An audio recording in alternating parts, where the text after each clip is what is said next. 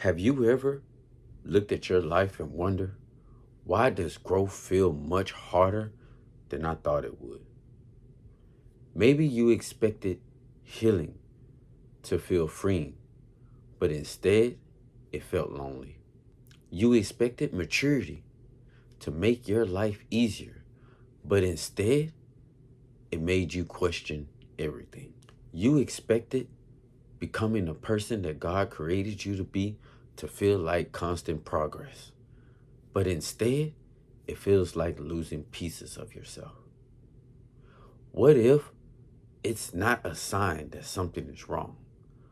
What if it's evidence that something is changing? See, we celebrate the finished versions of people. We admire confidence, wisdom, peace, and resilience. But we rarely talk about what it costs to become those things. We don't see the hidden seasons where identity is dismantled, where comfort is challenged, where faith is stretched, where everything familiar starts to feel unfamiliar. We think we're falling apart when in reality, everything is forming. Today, I want to explore something that has the potential to change the way you see your entire journey. I believe that becoming isn't random. It has patterns. It has stages. And if you recognize the very stage you're in, you may stop fighting the process that's preparing you for the life that you're praying for. So, wherever you are today, whether you're full of hope, full of questions, or somewhere in between, I want you to stay with me. Because at the end of this conversation, my hope is you won't just understand growth, you'll understand yourself. What's going on, my curious and intellectual people? Welcome back to Intrigue and Insights, where deep conversations meet everyday life, looking beyond the obvious, uncovering meaning, challenge assumption, and find wisdom in places most people overlook. I'm your host, Terrence Toddler, and let's walk through this journey together, because growth usually unfolds in stages, and each one has a purpose. Why do some people seem to change while others stay stuck? You know, that's a good question. Because change isn't a single event, it's a process. Most people are focused on where they want to be without understanding the stages to get there. So, if change is a process, what does that look like? Interestingly, whether if it's learning a skill, developing character, growing in faith, or discovering who we are, we often move through four distinct stages. And if you remember episode 8, we discussed 4 stages that I read from a book called Teaching to Change Lives by Howard Hendricks. And I didn't expound on it, but I did say I might just do a podcast on it. So clearly, I made that decision to go ahead and do a podcast on it. So if you missed that episode, I highly recommend that you go catch it. But if not, you can catch this one and you can understand the 4 stages within itself. Because in episode 8, we were discussing you don't really know who you are until life tests it. And I brought to awareness something that benefited me in a season in my life, that there are 4 learning levels, which is the stages that I'm speaking of today, that a person must recognize that they're in order for them to be able to obtain any of the information that they need to grow, develop, and mature. Now, it's just not being with a skill is just not in the factor of your personal growth. It's not just in the category of financial development. It's in all areas of life that you're actually progressing in. We fit in one of these four areas: how we learn and grasp information. And those four learning levels, which we're talking about our stages today, which stage that we're in that process of learning and developing, is unconscious incompetence, conscious incompetence, conscious competence, and unconscious competence. So the first stage of the learning level of growth is unconscious incompetence. So what is unconscious incompetence? That's probably the best question I ever asked myself. Knowing the who, what, where, whens, and hows. No, that sounds pretty lame, because we learned that in school and we was like, yeah, that's not going to help me at all. Probably became the best thing that ever happened to me in my life. I actually learned this also by Howard Hendricks from studying and reading a book called Living by the Book. But these are technically grammar rules that are given to us in grade school. The who, where, when, what, how. It's questions. The curious guy that we ask ourselves when we're going through a certain circumstance, or we're dealing with a certain feeling or thought or something that's hindering us, or a challenge, all aspects in life. And then we seek the answers for it, is when we get what we need in order to make change. So, anyways, what is it? Unconscious incompetence is you don't know you don't know. You have a gap and you're unaware of it. Meaning, all the space that's in between, you don't know anything about it. You're not aware. You're actually ignorant of what's in between that's hindering you. So, how does that show up in everyday life? So, how does that show up in everyday life? A person could think that they're patient because they have never been seriously tested. A person may think that they are emotionally healthy because they never experienced significant rejection. They may think that they trust God because life has never required them to depend on God beyond their comfort zone. So when we look at it from this perspective, the issue isn't weakness itself. I must say myself, no. The issue is you are unaware of the weakness. What usually exposes what we couldn't previously see? Life does. Pressure does. Failure does. Conflict does. Testing often reveals what comfort conceals. And what happens when life exposes a gap? See, now you're getting somewhere.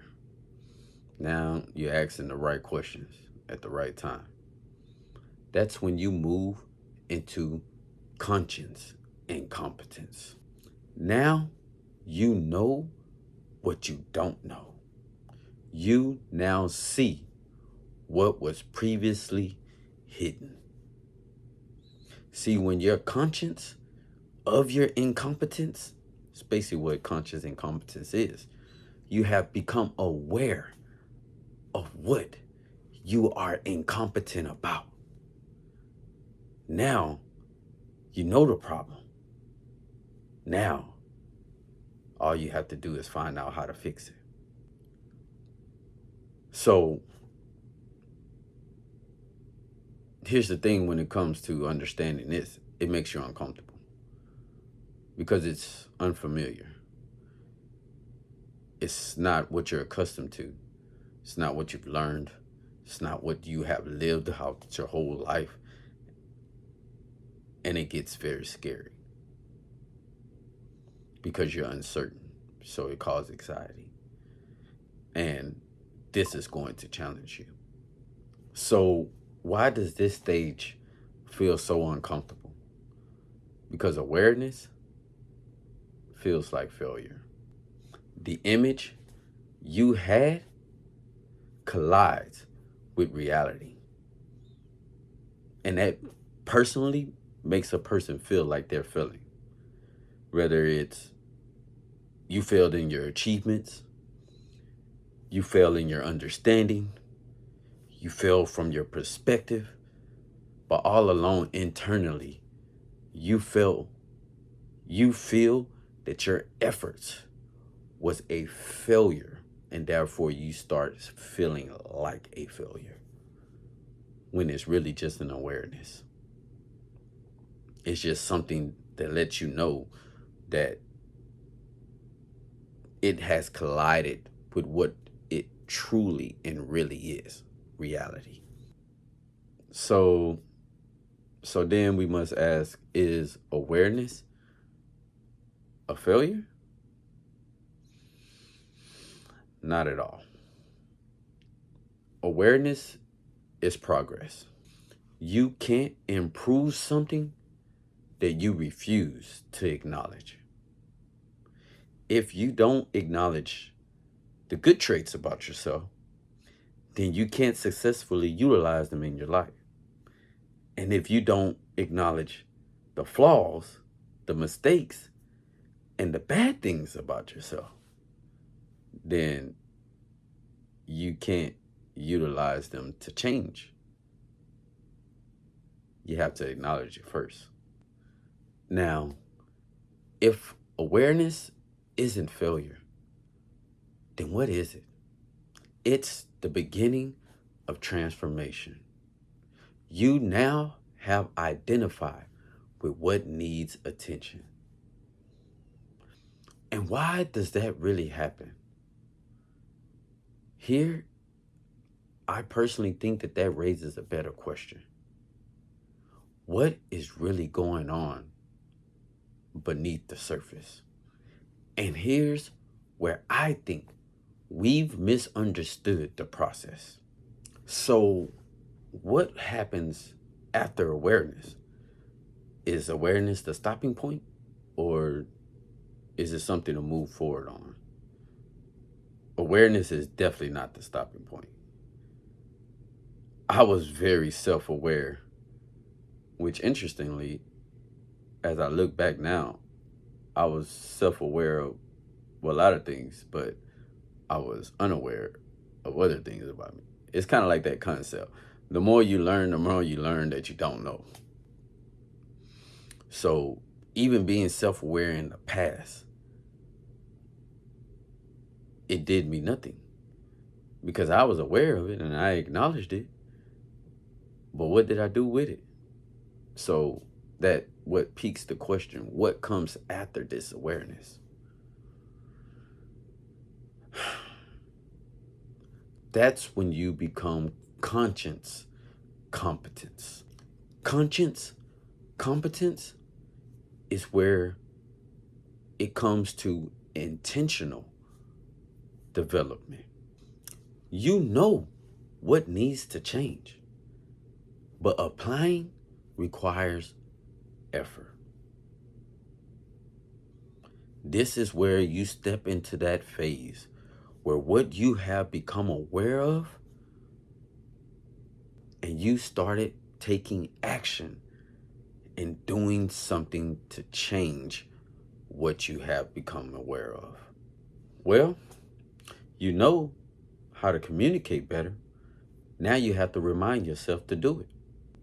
You know you should trust God, but now you have to consciously choose faith when anxiety shows up. You know how to respond wisely, but now you must pause before reacting emotionally. So, why does this stage, conscience competence, feel so frustrating? Because people assume that growth feels natural immediately. Instead, growth feels awkward. And does awkward mean that you're doing something wrong? Actually, it may mean that you're doing something right. You're exercising a muscle that hasn't been developed yet. So, what would happen if a person stays committed to the process? That's when you arrive to unconscious competence. And in unconscious competence, the lesson becomes a part of them. What once demanded focus becomes second nature.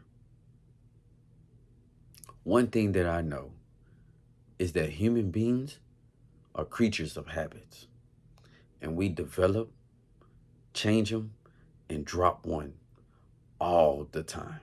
We pick up new habits and we lose habits on a consistent basis. And once something becomes a habit, it is second nature. We do it automatically without thinking, like breathing, like brushing our teeth, like washing our face, like turning our heads every time we hear a noise. Here's some examples that I would like to give you on what it's like to be a person that has arrived to unconscious competence. Years ago, criticism would have ruined your week, but now you process it with wisdom and move forward. Years ago, uncertainty would have shaken your fate. Now, trust has become your default response.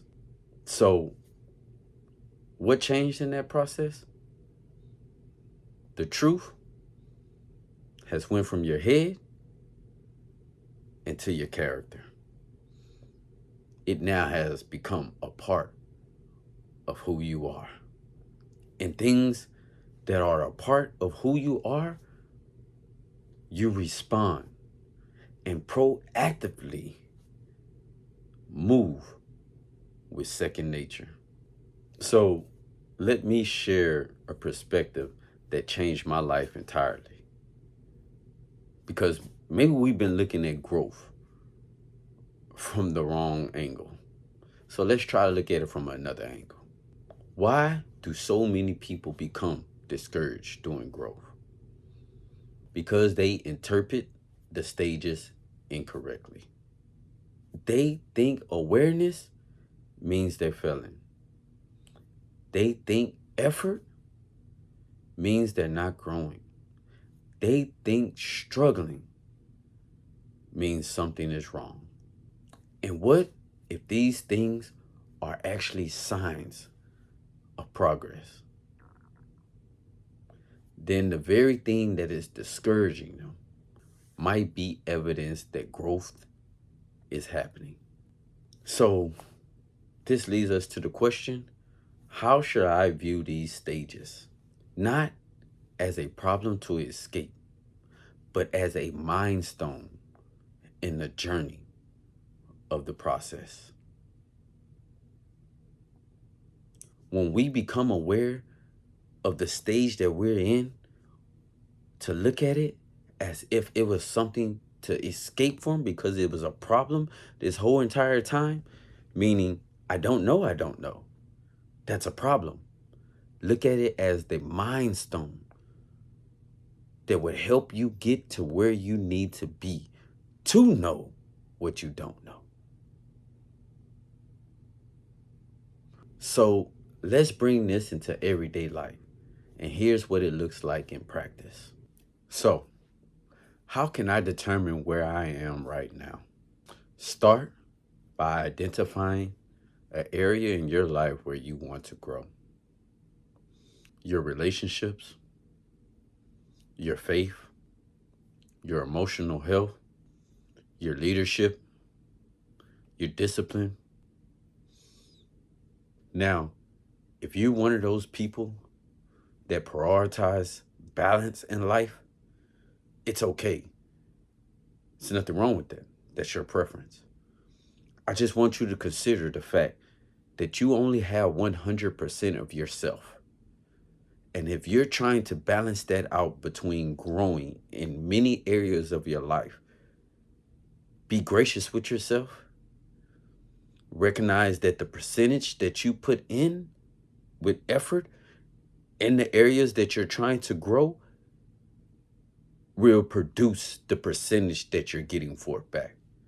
So, for instance, let's say for myself, I like to have a intelligent, a relational, a financial, and emotional balanced life where I grow and all four of these basically at the same amount of time. Oh, and physical. Sorry, I forgot about that one. Of course, I'm a health freak. So in that sense, whichever one that I prioritize the most, I put that percentage of effort into it. And with that, I try to give myself the grace to understand that my expectations to the results that I get from it should be according to the amount of effort that I'm putting forth. So if I'm only putting 10% in my relationships, then I can't expect 100% of progress from it because I'm not putting forth 100% of effort. That's basically what I'm saying. So if it's a balance in your life, just distinguish what things that you want to grow in, whether if it's multiple things in those areas. And if you're a person that takes it from this analogy or illustration, more like it, that when you clean your house, you don't clean the whole house all at one time. You clean one room at a time and one part of that room at a time. For instance, your bedroom, you clean your closet, then you start cleaning under the bed, then you clean behind your stands and your dressers, and then you sweep your floor, things like that. That's okay too. The thing is that you just identify the area that you want to grow in. However, you want to grow in. But just understand that there's different ways and process in order to do that. So that way you're not beating up on yourself. You don't become discouraged. You don't ultimately withdraw from the process and the journey altogether because of the expectations towards it is unrealistic. And now it frustrates you and irritates you and make you feel like you're doing something wrong. Then you ask yourself this simple question. What learning level stage am I currently in? What if you discover I am still in the unconscious incompetence stage? Seek feedback. Invite perspective. Become curious. What if I am in conscious incompetence? Don't mistaken awareness with failure. Awareness is an invitation to grow. What if I am in the conscious competence stage? Stay persistent. The repetition is producing transformation. And what if I'm reaching the unconscious competence stage? Recognize the progress and stay humble, because every level of growth begins the cycle again. As we wrap up, I want to leave you with this one thought. If you take anything away from this conversation, let it be this. What is the ultimate lesson of all this? Growth is not about arriving somewhere. It's about becoming. And what does becoming require? First is seeing what you can't see. Then acknowledge what you have discovered. Then practicing what you have learned. And finally, letting it become a part of who you are. So, why does growth feel different than we expected? Transformation isn't in a moment. It's a progression. From unaware to aware to intentional to embodied. And every person becoming who they were created to be would travel through all 4 stages. I would like to add this. Growth is a cycle that repeats itself. The more you grow, the more you learn. It's like every cycle that we have in life. From the air that turns into water, that turns right back to air. For the life cycle, for the food chain. All of it are cycles. So is our growth. Growth is where you expand, broaden yourself, and develop depth. And these stages are not a one-time use only.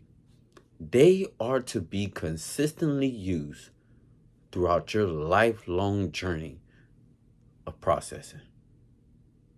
And if we see life as a process of layers to be uncovered, then it's going to take a realization to what stage that needs to be applied in each moment. Growth isn't measured by how fast you change. It's measured by whether you keep becoming. Every stage has a purpose, and every stage is preparing you for the next.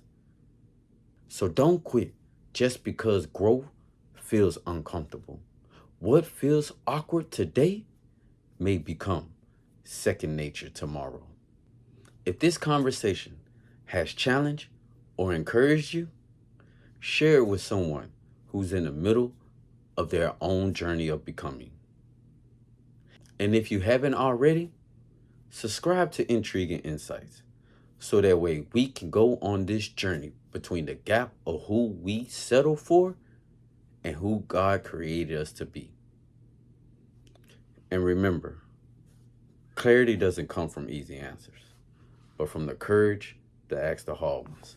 So stay curious, stay open, and keep looking deeper. Peace.